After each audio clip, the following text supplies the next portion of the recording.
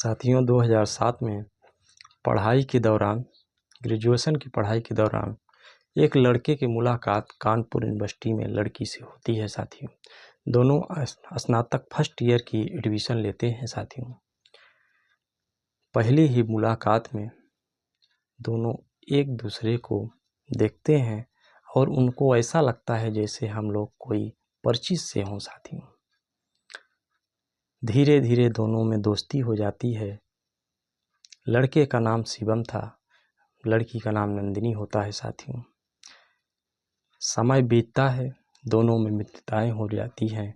दोनों साथ में शिक्षा के बारे में बातचीत करते हैं, एक दूसरे को समय देते हैं, चाय काफ़ी साथ में पीने लगते हैं। साथियों कब दोनों में एक घनिष्ठ मित्रता हो जाती है उनको खुद नहीं पता चलता। साथियों नमस्कार, मेरे YouTube चैनल पे साथियों आपका स्वागत है और एक निवेदन है कि चैनल को थोड़ा लाइक और सब्सक्राइब कर दीजिए साथियों, ताकि मेरा हौसला बढ़ता रहे। मित्रों साथियों समय बीतता है, फर्स्ट ईयर सेकेंड ईयर पहुंचते हैं। दोनों में आपसी मित्रता तो ठोस हो ही जाती है। धीमे धीमे दोनों में प्यार बढ़ने लगता है और दोनों एक दूसरे के बिना अब अगर छुट्टियों में गांव भी चले जाते हैं तो दोनों का अगर कोई एक रह जाता है वहाँ तो उसका दिन भी इतना मुश्किल हो जाता है। साथियों ऐसा दोनों का लगाव हो जाता है, प्रेम इतना बढ़ जाता है कि कॉलेज की पढ़ाई पूरी करते करते दोनों शादी कर लेते हैं। साथियों शादी करते हैं, घर वालों की भी रजामंदी होती है। साथियों सारे अपने रीति रिवाज से शादी की जाती है। मित्रों बड़े ही धूमधाम से बहू ससुराल पहुंचती है। बड़े ही सास ननद बड़े ही भव्य भाव से एक बहू का स्वागत करते हैं। ननद भाभी का स्वागत करती है, नए घर में प्रवेश होता है। साथियों कुछ दिन बीतता है, नंदिनी की इच्छा पढ़ाई की अभी होती है। वह एक टीचर बनने की इच्छा अपने पति से जाहिर करती है। शिवम उसकी इच्छा को समझता है और उसे बीएड करवाता है। साथियों बीएड की इधर पढ़ाई पूरी होती है और इधर नन्ही सी किलकारी घर में गूंजने लगती है। विजय और नंदिनी को एक पुत्र रत्न की प्राप्ति होती है। साथियों घर में खुशियाँ आती हैं, तमाम बधाइयाँ दी जाती हैं। साथियों समय बीतता है,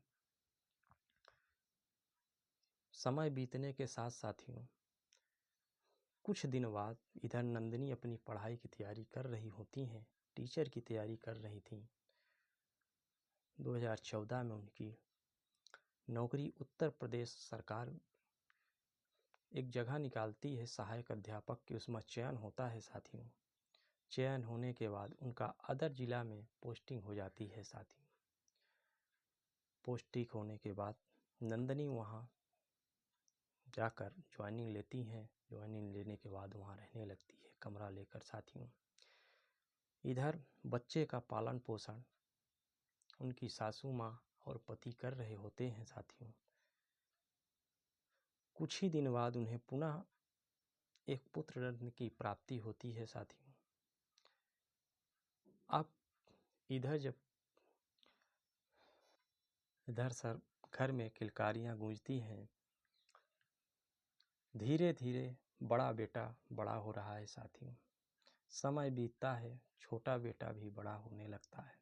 दोनों की पढ़ाई का समय आता है। साथियों नंदिनी अपने सास ससुर से बच्चों को ले जाकर शहर में रखती हैं, जहां वह टीचर का काम करती थी। साथियों बच्चे पढ़ने योग्य हो गए हैं, उनका एक अच्छी प्राइमरी स्कूल में एडमिशन करा दिया जाता है।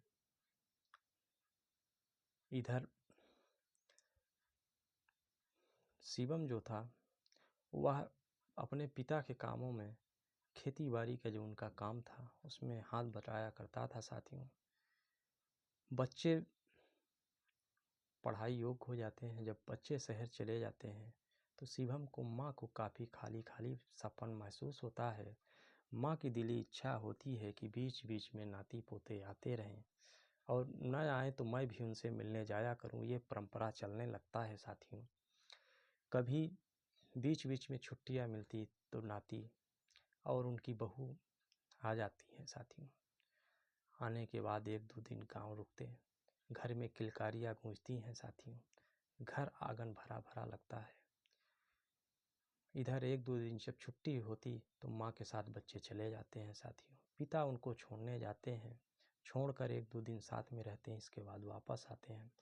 लेकिन समय का चक्र ऐसा बदलता है साथियों, अगर एक पुरुष नौकरी करता है साथियों तो उसको 4-5 लोगों का अगर घर है, परिवार है, तो उसको पालने में दिक्कत नहीं होती। लेकिन अगर एक महिला नौकरी करने लगे तो उसको पता नहीं क्या होने लगता है कि अगर पति नौकरी नहीं करता तो उसको एक तरह से अलग ही फील होने लगता है। अब क्या मन में आता है वही जाने साथियों। कुछ दिन बीतने के बाद जब इधर सासू माँ फ़ोन लगाती हैं कि बहू नाती पोतों से बात करवाओ, बहू को यह चीज़ें भी बुरा लगने लगती है।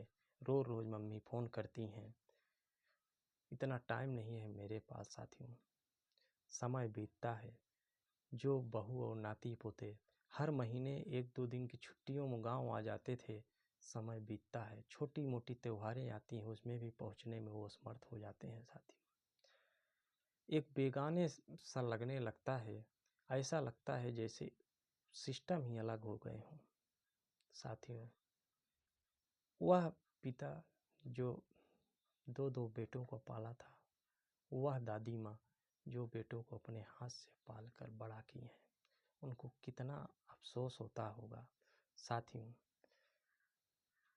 अब नंदिनी और शिवम के बीच कैसी दूरियां बढ़ने लगती है वो तो वही जाने, लेकिन दूरियां तो बढ़ रही थी साथियों।